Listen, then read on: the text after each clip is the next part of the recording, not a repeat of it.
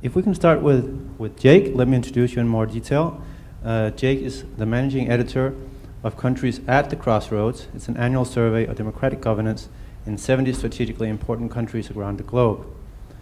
He has a special focus on Latin America, and his main interest on the GPI and what he's going to focus on is on the audience. Go ahead, Jake. All right, thanks, Peter. Yeah, I mean, coming from the perspective of someone who works on an index that is some overlapping turf, but is different in many important aspects from the GPI, I just wanted to give a brief perspective as I see it on some elements of the index itself, and then talk a little bit about as the GPI seeks to establish itself as a go-to guide for various things, for various groups and policymakers and leaders, what some of the experiences that we've had in Freedom House and with the specific index that I work on, that we've had with different types of groups, what they're looking for, different audiences, and put some things out there for GPI to think about.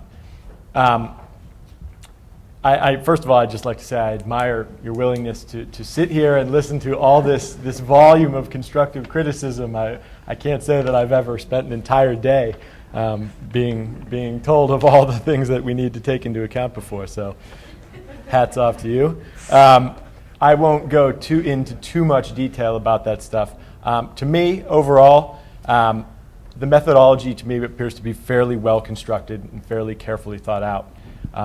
So I appreciate that. It's, you know, the concept of peace, as people have discussed at length, is can be sort of abstract and ambiguous. So I think that the GPI has generally done an admirable job of looking at the various elements of it and attempting to weight them accordingly.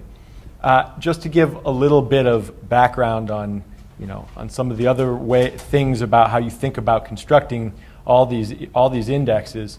And where GPI fits in.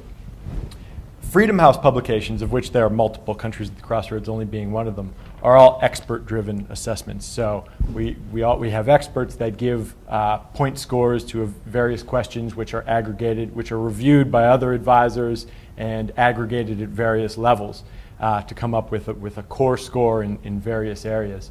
GPI does some of that with its involvement with the EIU.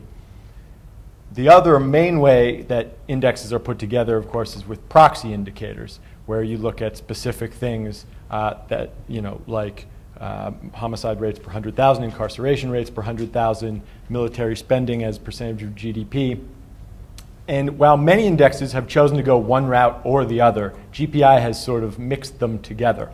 And I think that's an interesting approach, and I think it can be valid. It is different than most indexes, so I would just mention that. The one thing that does create, which I wouldn't call this, this is somewhat of a small critique, is that the factors that GPI brings together that are sort of on that level of quantifiable sort of proxy indicators are very discrete. These are things like the incarceration I was talking about, all the stuff about military spending, contributions to peacekeeping, those sorts of things. Some of the other aspects that GPI brings into the 23 core indicators are a lot broader, and the ones that come to mind are political stability and human rights specifically.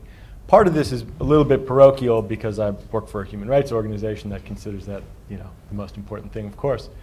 But those things I do think are extremely important, and a little bit, despite the fact that they're heavily weighted on the 1 to 5 per indicator, I'm not sure that alone can help to make up for the fact of how broad these things are as compared to some of the more discrete things that GPI is looking at. Just to give, make it a little bit more concrete and give a couple of examples. Some of the things that people mention that should potentially be involved in human rights is one indicator. And that can include all sorts of things. People mentioned women's rights. There's the question of ethnic relations, not hostility to foreigners, but ethnic relations within a country, which is a huge driver of conflict. possibly one of the foremost drivers of internal conflict when combined with economic factors around the world. So there's a lot going into that human rights category. The only other thing I wanted to mention is that in terms of the weighting of human rights is that you have to be careful on the side of authoritarian regimes that there doesn't become a dividend for a peaceful society based on sort of the crushing of dissent. I look at the index and I see a few states. I see Laos at 34, Vietnam at 38, Libya at 56. I mean, it's true that these states are not in a state of, are not in internal conflict per se, and that they generally don't drive conflict externally, partially because they're small, at least in the case of Laos. Cuba would be another one, even at 72. But I almost wonder if there shouldn't be an element of psychological violence included within that category to account for the fact that there are states that, that are totalitarian states where resistance has sort of been crushed out of the population. So that's one thing I'd mention.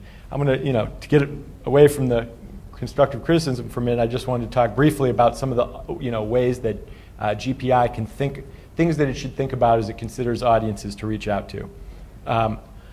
There are various audiences. One is academics and students, and it seems like GPI has done a very good job of thinking about ways to consult with academics and get the program involved from a curricular perspective or anything else. Academics want time series data. They want strong methodology, some methodology tweaks, but no overhauls, complete overhauls from year to year. They want strong correlations and various validity. And I think GPI is well along the way there.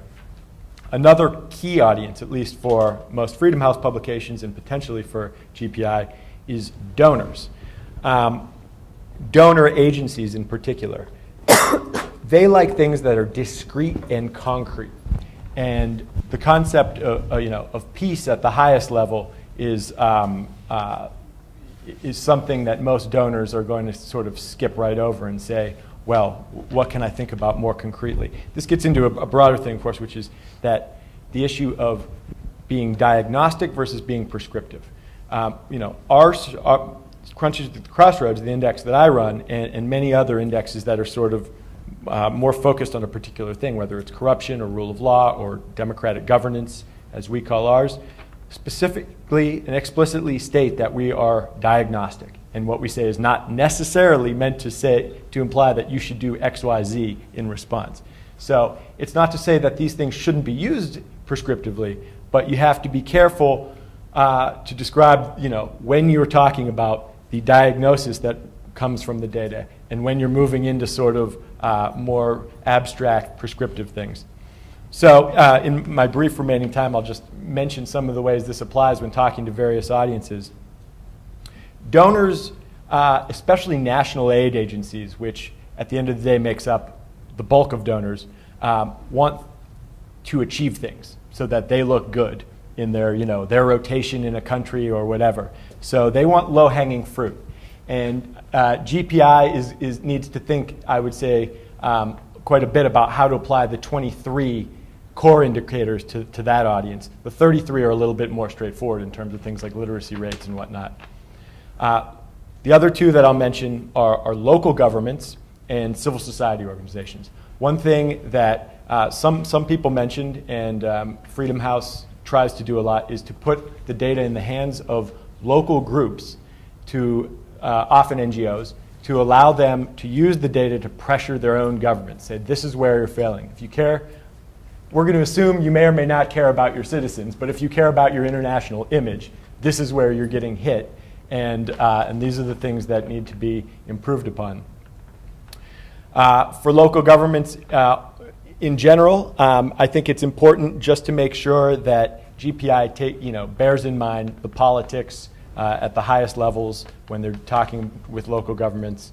And then there are other groups, including the press and international fora type groups, where you also need to think very clearly about the different messages, whether you're tailoring it to individual countries or individual regions or the more global concepts of peace. And there are other things hopefully we can get into during the Q&A.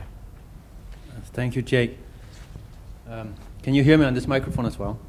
Yeah, I was thinking also, Jake, maybe perhaps when the other panelists present, there was one comment during the student presentations on, let me just double check here, on how to incentivizing human rights. And I'm wondering whether your Freedom House index, how do you help incentivize? So that's one comment that I certainly would like to hear.